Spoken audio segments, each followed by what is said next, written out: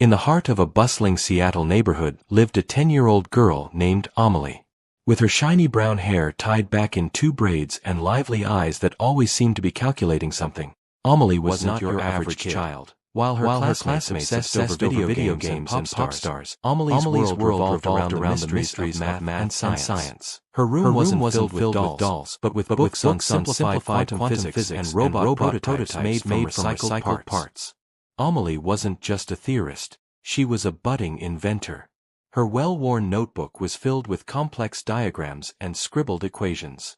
Her most ambitious project to date was the autonomous irrigation system for urban gardens, an engineering marvel she hoped to implement in her backyard, transforming it into a self-sustaining oasis. One sunny Saturday morning, as Amelie worked diligently on her system's circuitry, a murmur of concern spread through the neighborhood. Elderly Mrs. Henderson, known for her rose garden that was the envy of all, was about to lose it. An unexpected plague of aphids resistant to common pesticides had invaded her precious flowers, and the local nursery had no immediate solution.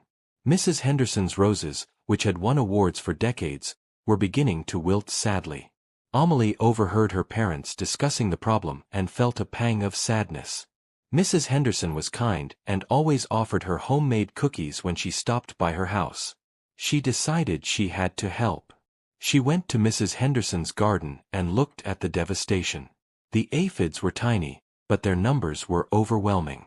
"I need a specific solution for these," she muttered to herself. Back in her makeshift laboratory, her bedroom, Amelie immersed herself in her books. She remembered reading about biological pest control and the ability of certain sounds to repel insects. After hours of research and some complex equations to calculate the exact frequencies, Amelie had an idea.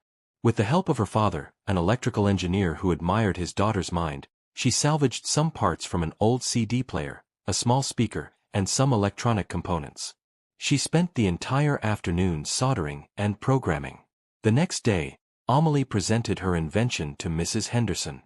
It was a small silver box with a tiny speaker and some wires. "It's an aphid sonic repellent, Mrs. Henderson," Amelie explained excitedly.